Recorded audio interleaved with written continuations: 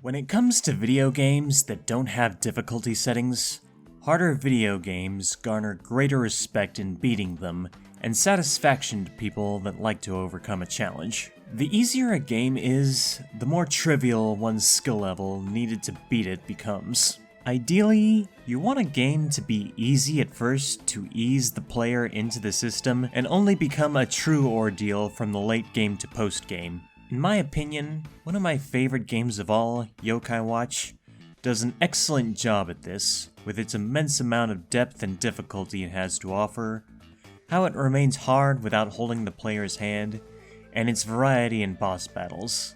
And I intend to explain why. From a lot of personal experience, there are many that falsely claim these games are easy. I've noticed the people with this misconception usually have never played or gotten to even the second boss in the game. Any well-designed game is only naturally going to start things off simple so that they don't scare the player away by overwhelming them with intricacies that new players are unlikely to understand. Throwing every single thing it has to offer at the player is just going to frustrate someone, especially if there's too much to take in at once. This kind of situation is avoided altogether by making the beginning of the game newcomer friendly, so they can learn all they can about the ins and outs and get better at the game at a much more casual pace, instead of crying over a game being too hard out the gate. For example, if another one of my favorite video games in Pokemon did that, then right from the start, we'd see battles and situations where players are expected to know the importance of mechanics like pivot switching, entry hazards, wall breaking, and so on and so forth. Anyone that has played Pokemon knows that it doesn't do that. Instead, it forces the player into an unskippable tutorial about throwing Pokeballs and gets constant criticism for needless hand-holding. Yokai Watch doesn't do that kind of thing. Instead, it makes its tutorial dialogue and cutscenes skippable and tells you only the basics of the system. So you have to learn everything yourself, either from actually playing the game more, or from research, so that way the game doesn't treat you like a baby. Easing the player into a game with simple, normal battles keeps an inexperienced player from getting overwhelmed until they get farther in the game, where it's only natural that even the normal battles are going to scale and get harder. Yet, despite the game starting off so easy, it still actually allows one to get to some of the harder battles it has to offer within 30 minutes of the first area of the game. 3 notorious boss fights are found within the starting area of Uptown Springdale that players can battle optionally. If they were enforced battles, players would have completely dropped the game from claiming it was too hard for them. However, to be fair, one isn't accessible until late game to post game, so we won't talk about him. The other expects you to be at level 75 or higher,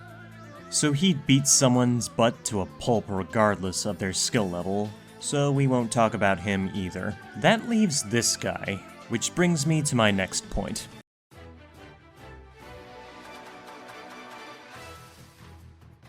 This is Snartle, a rare, brave tribe, ice attribute, S-rank, snowballing, physical attacker. His Japanese name is Namahage, the name of a demon of Japanese folklore that parents use to scare their kids into behaving, much like the boogeyman. True to his nature in the Yokai Watch games, Snartle comes after you for being naughty. The game warns you not to jaywalk, but if you do it 10 times, Snartle comes out and battles you, though sometimes it can also be Gargaros. Snartle is a unique mini-boss, as unlike other true bosses or mini-bosses, you can not only battle him anytime you want, but depending on when you battle him will affect his difficulty.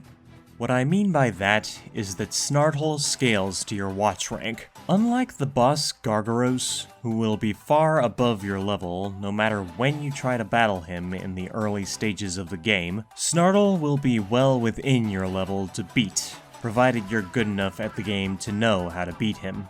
When you're at an S-rank watch, Snartle is going to be at his hardest to beat. But when you're early game at the E-rank watch, Snartle is going to be at his easiest to beat. So with that said, if you can't beat Snartle whilst on the E or even D rank watch, then it all just becomes a matter of, there's a word for the kind of person that does the same strategy repeatedly, doesn't try anything different, refuses to listen to advice or instructions from others to help them improve, unsurprisingly fails every time, yet continues to expect a different result, and then ultimately ends up blaming the game for their lack of progress, instead of taking responsibility and admitting to their own incompetence. The word for a person like that is a scrub. Snartle is a good example of something I like to call a scrub filter. By that, I mean it's a boss or obstacle of some kind in a video game that seems difficult at first to a new, inexperienced player, but as one gets better at the game, sharpens their game sense, and understands the game deeply, they realize the battle or obstacle wasn't ever truly that difficult to begin with, had they employed some basic skills. In the case of Yokai Watch, a big chunk of that skill comes in the form of team building skills, with things like tribe unity, roles, and wheel or grid placement, which are mechanics touched on in the tutorial phases of the beginning, but the game doesn't hold your hand on learning to make proper use of them. The game makes plenty of options available to the player to deal with Snartle, and even more in the sequels. So if a player isn't taking advantage of those options, learning how they work, and properly forming the strategy needed to win, then that's ultimately their own fault. It falls more on the player to polish those skills and learn the game. And like I said before, Yokai Watch isn't a game that holds your hand, despite it being a game designed for kids, though also keeping adult fans in mind too. Taking advantage of these skills is what's going to help a keen player improve at this game as the story progresses and the bosses get harder along the way. Speaking of which,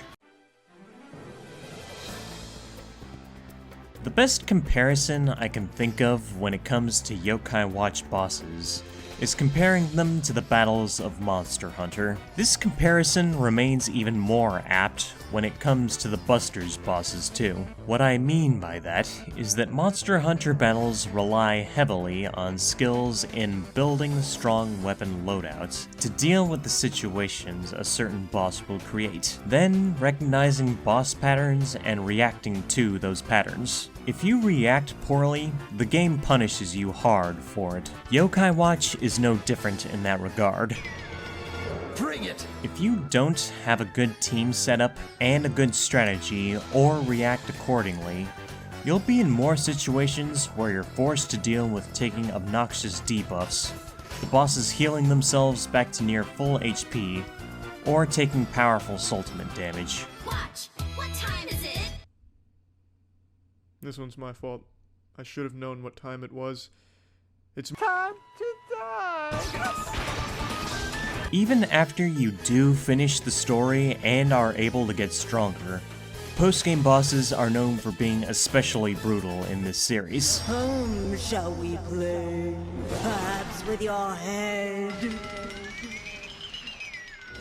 Plus, a good number of bosses have even harder modes in the form of recolors of themselves, or even an ultra difficulty option in boss rush modes to go beyond that. All this in mind takes the false notion that these games are easy and thoroughly slaughters it like bosses do to any poorly put together team. That being the case, the difficulty of the bosses isn't exactly perfect. We interrupt this program to bring you Spoilerina!